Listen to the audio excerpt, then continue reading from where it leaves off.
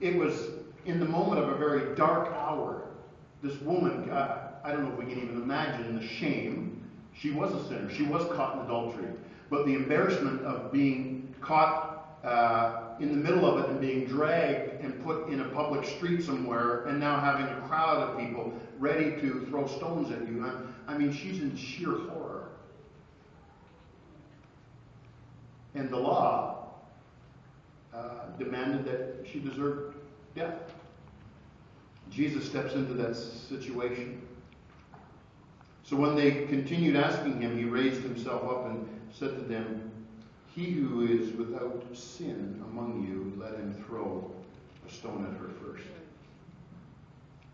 Okay, she's guilty. She deserves death. But whoever is without sin, you throw the first stone. You go ahead. And it said one by one they dropped the stones and they started to walk away because of their own conscience, convicted by their own conscience. They went away. And then there was no one left. Jesus was left alone, and the woman standing in the midst.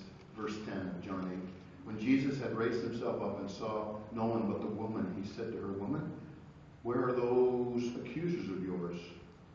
Has no one condemned you?" And she said, "No one, Lord." And Jesus said to her, "Neither do I condemn you. Go and sin no more." He didn't wash over the sin. He didn't agree with it. He didn't have a party to it. He didn't condone it. But what did he do? In love and mercy and grace and compassion, he ministered love and forgiveness. In the very darkest hour, he shone in the light of love. Where the law demanded penalty, Jesus said, "You know what? I'm going to show this woman compassion and forgiveness and mercy." And he says, "Neither do I condemn you." Now he said, "Don't do it anymore. Go and sin no more." And in that beautiful context of forgiveness and compassion, then he makes this statement, the very next verse. Then Jesus spoke to them again, saying, "I am the light of the world." What a powerful picture. "He who follows me shall not walk in darkness, but have the light of life." How many know Jesus is the source of life? Right? He's the bread of life, and now he's the light of the world, and that light is the light of life. And in the midst of the darkest hours that could be ever imaginable in our circumstances, Jesus can come and shine his very light and pull us out of the darkness, pull us out of despair, pull us out of the depths of bondage and sin, and he can shine the light of the glorious gospel. He can shine the light of his life and of his love, and he can absolutely change everything in a moment because he is the light. How many know that light repels darkness? That the two cannot coexist.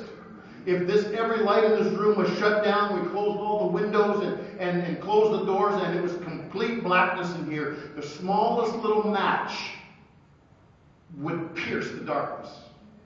It's outmatched in space and in volume or whatever, but the smallest little light always wins against darkness. Right? Smallest little match.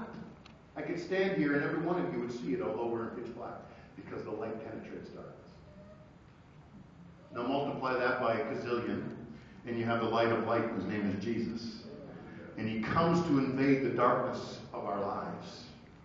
And he comes not to do it 20 years ago, and he's not coming to do it 20 years from now. I am, present tense, I am the light of the world. And if you come to me and receive the light of life, you're not going to walk in darkness, he said. I don't know about you, but I hate walking in darkness. It's not fun, especially if you're not familiar with where you're going.